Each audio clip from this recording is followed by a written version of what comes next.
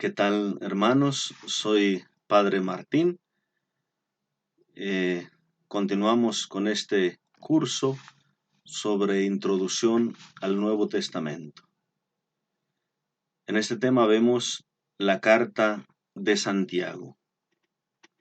Es parte de estas cartas que son conocidas como cartas católicas o cartas universales, porque a diferencia de las otras cartas, por ejemplo, de Pablo, se mencionan los destinatarios: carta a los Corintios, carta a los Colosenses, carta a los Tesalonicenses, a los Gálatas, etc.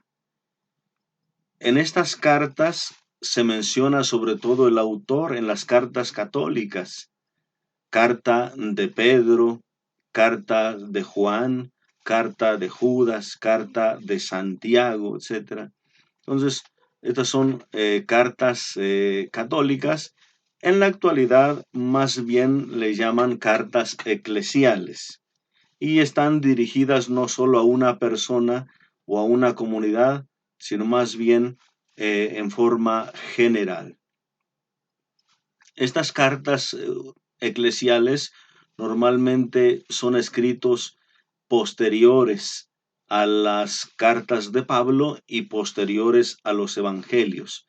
Por tanto, son de los últimos escritos del Nuevo Testamento. Bien, carta de Santiago. ¿Cuál es la forma de la carta de Santiago? Es una homilía sobre distintos temas: tentaciones, amor al prójimo, la riqueza, los enfermos, etc. Son bastantes temas. Las fuentes en las que se pudo haber basado el escritor son sobre todo de distintos ambientes, de distintos tipos de escritos. Por ejemplo, ahí se han visto por lo menos unos 25, 26 puntos de contacto con los temas que aparecen en los evangelios sinópticos. Hay también, sobre todo, algunos dichos sapienciales al estilo de los judíos. Hay también algunas referencias a la forma de escribir de los proverbios, la forma del eclesiástico o el libro de la sabiduría. También se encuentran algunas formas exhortativas de tipo helenístico de los griegos, y se encuentran también algunos puntos de contacto con San Pablo. Así que las fuentes más bien pues son tomadas de diferentes partes de la escritura. Escrito no cristiano, algunos consideran que este texto de la carta de Santiago no fue propiamente original en el principio un escrito dirigido a los cristianos. Solamente 2 veces aparece el nombre de Jesús: Santiago 1:1 y Santiago 2:1, y parece más bien que fue un nombre agregado. Se le puede quitar el nombre de Jesús y no afecta nada en el contenido. Parece que era como un escrito de tipo sapiencial, porque incluso la estructura pues no es propiamente una exposición o en torno a algún tema específico, sino son distintos temas expuestos así a la manera del libro, como les decía, del eclesiástico, de los proverbios, algunos temas sapienciales o temas en referente a la verdadera religiosidad y todo eso. Entonces, algunos consideran que probablemente haya sido algún escrito así exhortativo de tipo sapiencial, y se quiso cristianizar con estas referencias a Jesús. Simplemente algunas características que tiene esta carta de Santiago. ¿Quiénes serían los destinatarios? se habla de las 12 tribus de la dispersión, de la diáspora. Podría referirse a todas las comunidades distintas. Si bien haya sido algún escrito anterior, pues puede ser de forma general, pero si es un escrito propiamente cristiano, podría haberse referido a las distintas comunidades eclesiales. El autor se presenta como Santiago. No es propiamente Santiago el de Zebedeo, porque él murió en el año 44. No es tampoco en realidad Santiago el pariente de Jesús o el primo de Jesús, como se habla, por ejemplo, en algunos textos del Evangelio de los parientes de Jesús, Santiago, José, Judas, Simón. Ahí se habla de Santiago, un pariente, un primo hermano de Jesús. No sería propiamente tampoco él, porque hay muchas diferencias. Por ejemplo, si hubiera sido Santiago, pues tendría una fuerte defensa en los principios legales de Moisés y un culto muy estricto. Y esta carta más bien tiene cierta denuncia profética hacia el culto. O sea, más bien como en la línea profética, denunciando el culto exterior, y no sería propiamente pues esa actitud de Santiago. Incluso esta misma polémica de Santiago 2:24 con Romanos 3:28 sobre la fe y las obras, pues nos habla propiamente de un escrito que no sería de Santiago, el menor, el pariente de Jesús, que él murió en el año 61, sino más bien ya de una situación muy posterior. Hay siempre esa característica de algunos de los escritos que se atribuyen a alguno de los apóstoles o a algún escritor importante, pues para dar credibilidad o para dar más importancia al escrito. Entonces, es un escritor distinto, pero simplemente atribuido a Santiago. ¿Cuál es el contenido entonces de esta carta? Primero está la presentación, Santiago, siervo de Dios y del Señor Jesucristo, que saluda a las 12 tribus de la dispersión. Como no tiene una estructura propiamente, son distintos temas más bien exhortativos. Primer tema, sobre la prueba y de la sabiduría. Cómo soportar la prueba, cómo entender la prueba y pedir la sabiduría a Dios. Capítulo 1, del 2 al 11. Consideren como un gran gozo, hermanos míos, cuando estén rodeados por toda clase de pruebas, sabiendo que la calidad probada de su fe produce paciencia, pero que la paciencia debe culminar en una obra perfecta, y que sean perfectos e íntegros. Si alguno de ustedes carece de sabiduría, pídala a Dios, pero pídala sin vacilar, que no se parezca a esas olas que son llevadas por el viento. Entonces, pida sabiduría, pero pídala sin vacilar. Siguiente tema, una bienaventuranza al que soporta la prueba. Parte de ese mismo tema que habla sobre las pruebas, pero presenta una bienaventuranza. Feliz el hombre que soporta la prueba, porque superada la prueba recibirá la corona de la vida que ha prometido el Señor a los que le aman. Dichoso el que soporta la prueba. Versículo 12. Y también una reflexión sobre ese tema de la prueba en el versículo 13. Nadie cuando es probado diga, es Dios quien me pone a prueba, porque Dios no es probado ni prueba a nadie. Aquí hay que entender un poquito esta frase que se referiría más bien como a la tentación. El escritor de alguna manera va a hacer diferencia entre lo que sería una prueba y una tentación. La prueba puede ser algo que viene de parte de Dios o por lo menos querido por Dios con el fin de hacernos crecer, de ayudarnos a superar, más o menos como el concepto que se le da en la escuela a un examen, a un ejercicio, que incluso cuando estudiamos les decían pruebas, vamos a hacer una prueba. Y la prueba no es para ponerte el pie y hacerte caer. La prueba es para que tú crezcas, que tú te evalúes, que tú te mejores. Ahora bien, la tentación, esta es como una obra propuesta o creada por el enemigo, por el diablo, con el fin de hacerte caer. La tentación viene del enemigo y por lo tanto dice aquí el escritor, que nadie diga que Dios lo prueba, sino más bien cada uno es probado o tentado por su propia concupiscencia, por sus malos deseos. Entonces, ahí la tentación no tendría una finalidad positiva, hacerte crecer, sino hacerte caer.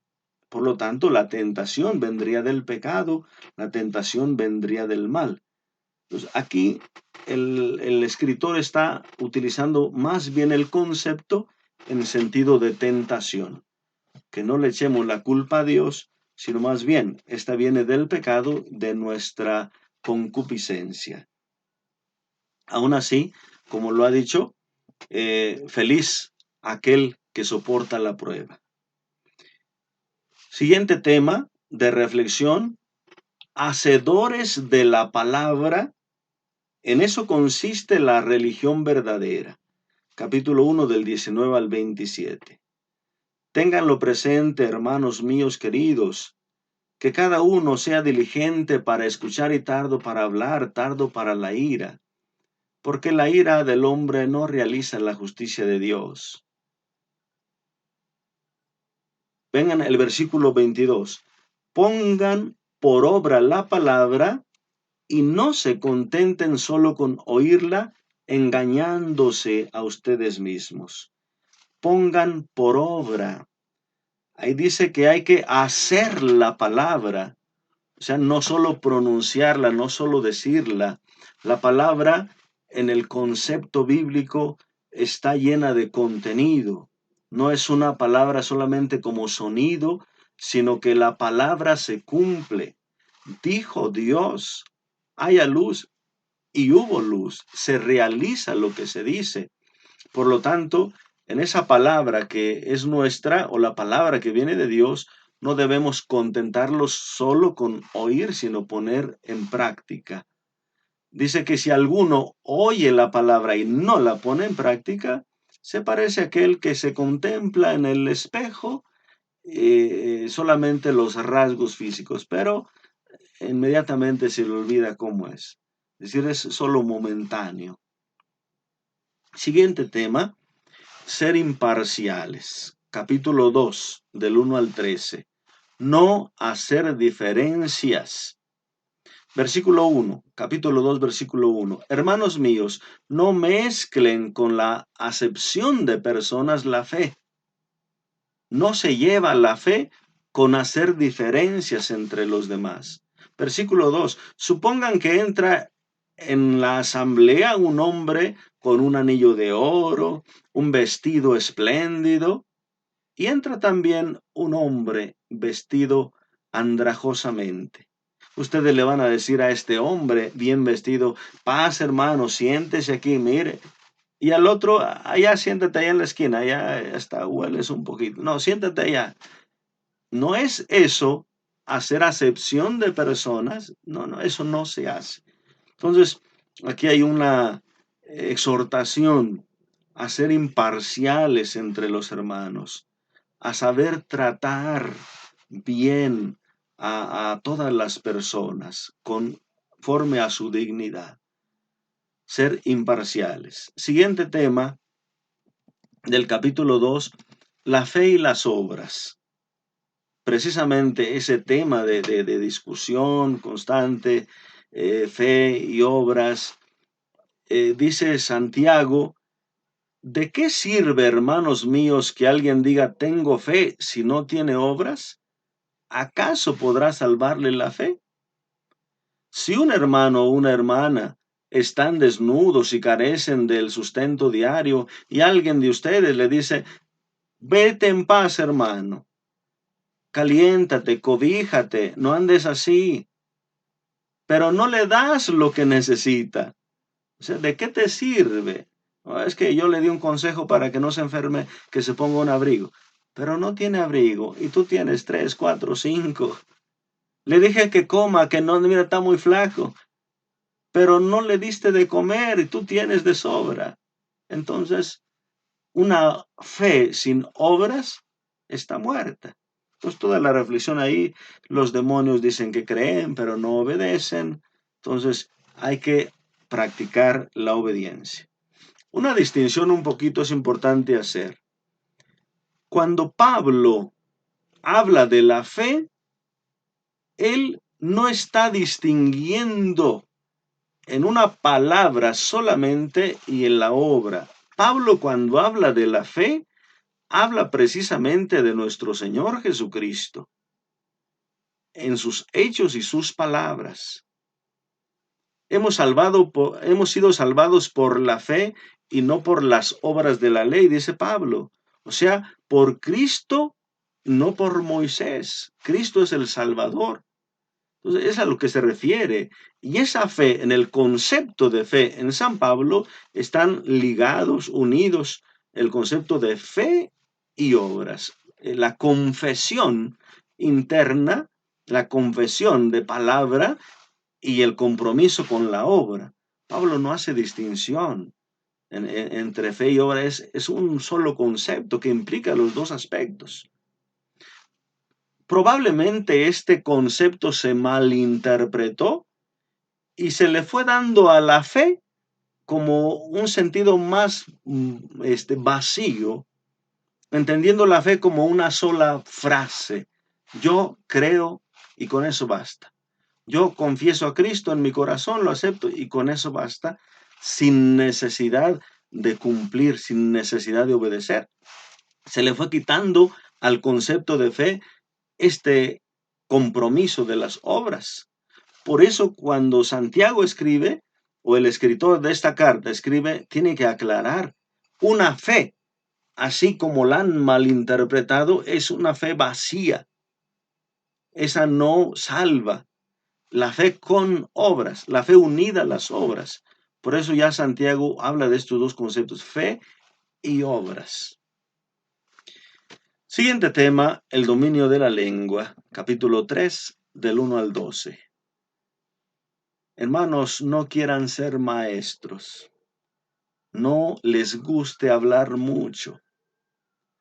Sepan que tendremos un juicio severo, los que nos gusta hablar. Todos caemos muchas veces. Y si alguno no cae en el hablar, es un hombre perfecto. Aquel que pueda dominar la lengua podrá dominar ciudades enteras. Será capaz de dominar todo su cuerpo.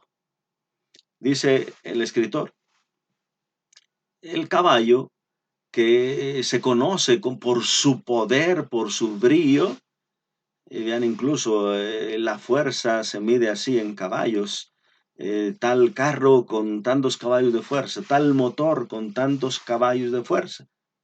Pero esa fuerza, ese brío del caballo se puede dominar con un pequeño freno. Se le pone un freno y se domina. El barco puede ser grandísimo, un Titanic, pero es conducido, controlado por un pequeño timón. Así, toda capacidad, toda grandeza, todo del hombre lo lleva la lengua, lo maneja. Si pudiera dominar la lengua, dominaría toda la persona, dominaría todo el mundo. Entonces, un tipo de reflexión sapiencial también, esa capacidad o esfuerzo por dominar la lengua. Por eso diría que el Salmo, yo me propuse dominar mis palabras, no hablar de más, y yo me cerré, pero no aguanté. Pero hay ese esfuerzo por el dominio de las palabras, como diría también San Pablo, que no salga de su boca palabra desedificante, sino aquella necesaria para el bien de los creyentes. El tema de la sabiduría divina, capítulo 3, versículos 13 y siguientes. ¿Quién hay de ustedes sabio o con experiencia? Muestre esa sabiduría o esa experiencia por medio de la conducta. Pero si ustedes tienen en su corazón amargura, envidia, se pelean unos con otros, no tienen sabiduría. Es una sabiduría que no procede de lo alto. Aquel que tiene conocimientos, pero utiliza esos conocimientos para ofender a otro, para burlarse de otro, para hacer menos a otro, para estar compitiendo unos con otros, a ver quién sabe más, quién puede más. Esa sabiduría no es de Dios. Esa sabiduría viene del mal. La sabiduría divina se manifiesta en la conducta.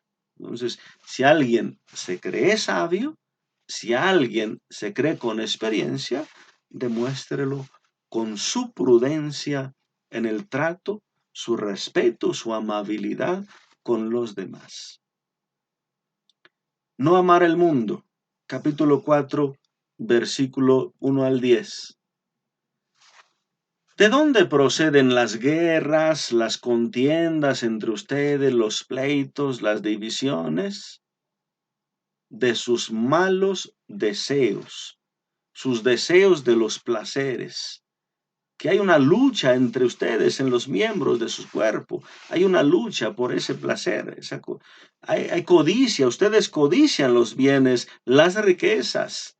Y son capaces de matar.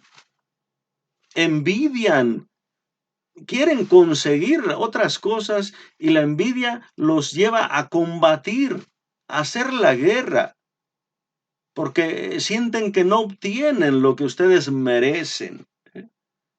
Piden, no reciben, porque piden mal, con la intención del afán de dinero, con la intención no de agradar a Dios, no de vivir conforme a la voluntad de Dios, sino para sus propios placeres. Dice, adúlteros. ¿No saben que la amistad con el mundo es enemistad con Dios? Cualquiera pues que desee ser amigo del mundo se constituye enemigo de Dios. Un consejo muy importante. Cuando nosotros nos sentimos merecedores de todo, nos hacemos ingratos. Nos hacemos ingratos con nuestros padres, porque sentimos que nosotros lo merecemos todo y yo ni siquiera les pedí venir al mundo. A ellos que me tuvieron, me tienen que alimentar, es su deber. Me tienen que dar mi escuela, es su deber. Me tienen que dar, es su deber, su obligación, y yo mis derechos. Y esa postura la podemos llevar a Dios. Él me creó, Él me tiene que dar lo necesario. Dicen que Él es bueno, que tanto, pues que me dé el bien, que me dé la salud. Y si no me da la salud es que no me quiere. Y nos ponemos ante Dios como aquellos que todo lo merecemos. Entonces ahí viene, dice el apóstol, la envidia, el pleito, porque no sentimos que tenemos lo que merecemos. Y queremos más y queremos más y queremos. Entonces viene la ingratitud. No nos levantamos valorando la vida. No vamos a la mesa valorando el pan. Cuando nosotros sabemos reconocer los dones, nos hacemos sumamente agradecidos. No exigimos a Dios, sino más bien le agradecemos. Nosotros somos una comunidad eucarística y esto es esencial. No vamos a la Eucaristía para pedir y pedir y pedir y pedir. Vamos a la Eucaristía a dar gracias por todo lo que hemos recibido. Esa es la palabra Eucaristía. Eucaristía, acción de gracias, máxima acción de gracias por todo lo que ya nos ha dado Dios. Y nos levantamos eucarísticamente dando gracias a Dios por la vida. Y nos vamos a la mesa a comer eucarísticamente dando gracias a Dios por el alimento. Y nos vamos a la cama eucarísticamente dando gracias por la vida, por el día, poniéndonos en paz con Dios, etc.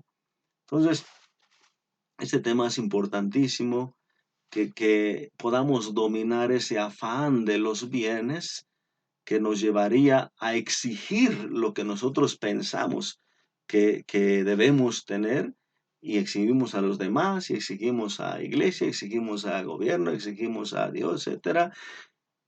Hay que, claro, saber luchar, saber exigir, pero en la medida prudente, pero sin dejar de ser agradecidos, valorando todo lo que tenemos. Siguiente tema, no juzgar a los hermanos. Capítulo 4, del 11 al 12. No hablen mal unos de otros, hermanos. El que habla mal de un hermano o juzga a su hermano, habla mal de la ley y juzga a la ley. Y si juzgas a la ley, ya no eres cumplidor de la ley, sino juez de la ley. ¿Y tú quién eres para juzgar a tu hermano? Esto déjalo a Dios. Otro consejo para mantener la paz. No te pongas a estar condenando a todo mundo. Ama al prójimo. Haz el esfuerzo por vivir en paz, por estar tranquilo, tu conciencia con Dios, con los demás. Si has ofendido, pide perdón. Si te han ofendido, perdona. Todo lo demás, déjalo a Dios.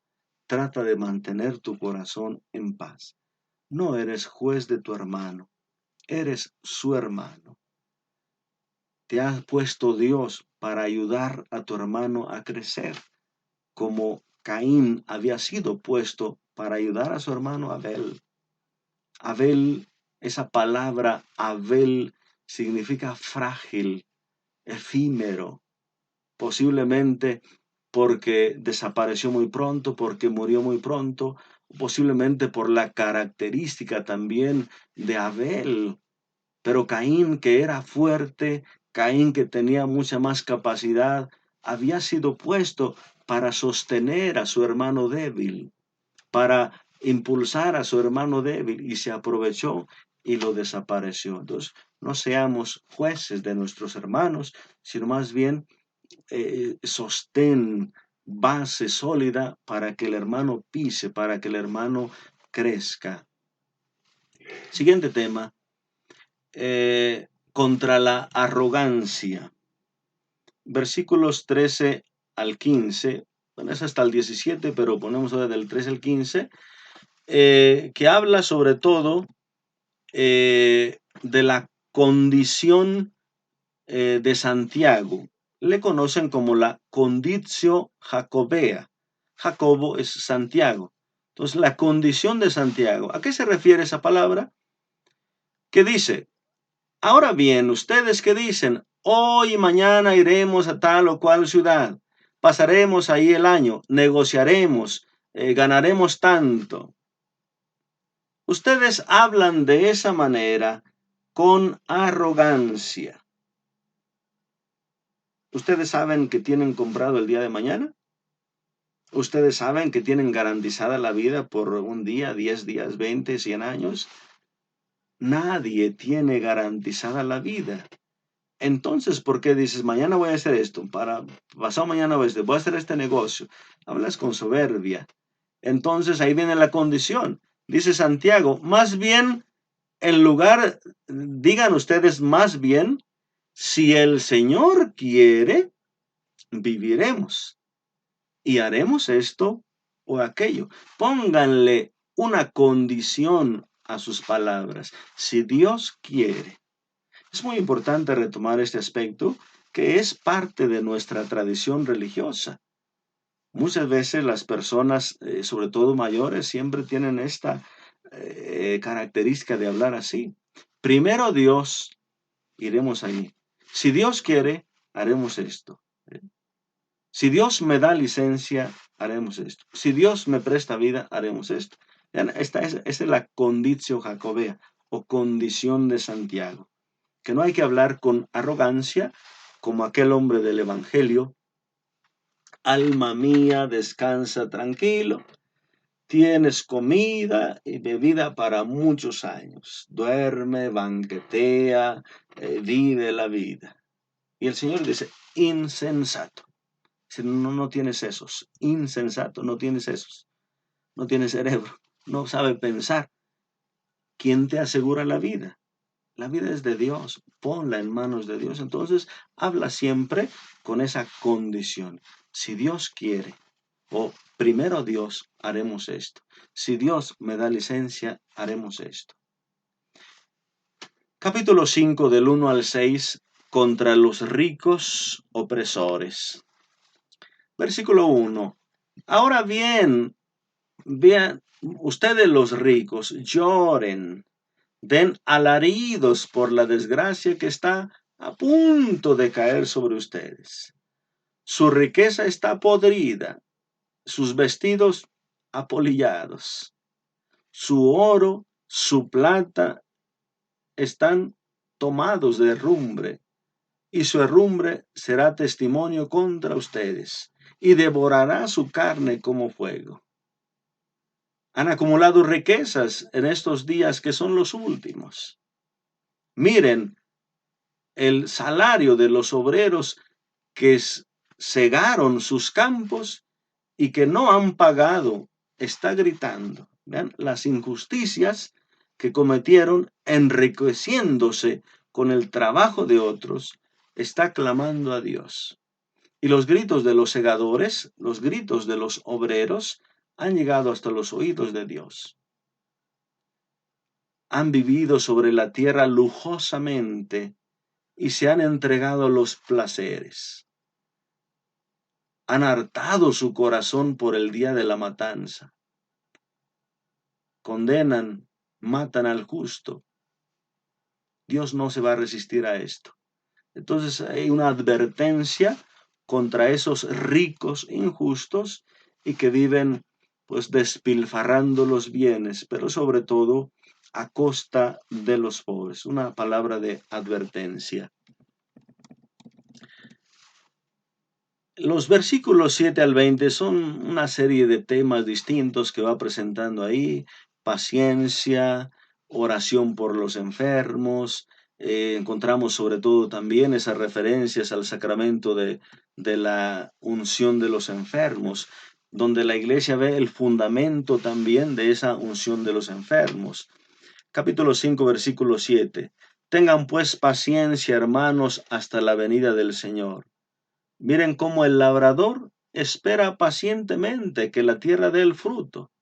Él espera las lluvias, espera las tempranas, espera las tardías, paciente.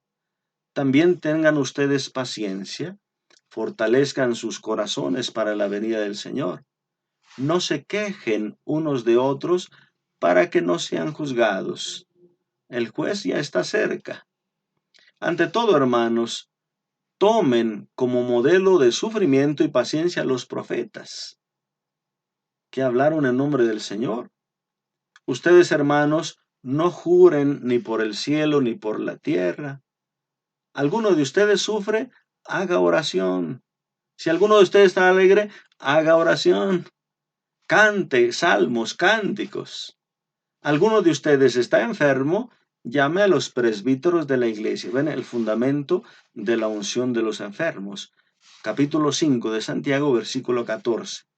¿Está enfermo alguno de ustedes? Llame a los presbíteros de la iglesia que oren sobre él y lo unjan con el óleo sagrado, en nombre del Señor. Y la oración de la fe salvará al enfermo, y el Señor hará que se recupere. Si ha cometido pecado, se le perdonará.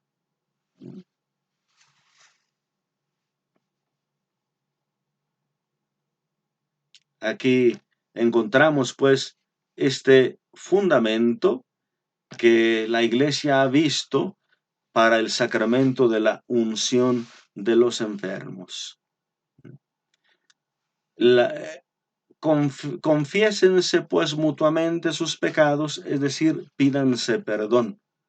No se trata de ese sentido protestante que yo me confieso directamente con Dios o yo no necesito de un sacerdote. No, se trata sobre todo de aprender a pedirse perdón unos a otros y de orar unos por otros para ser sanados, para ser perdonados.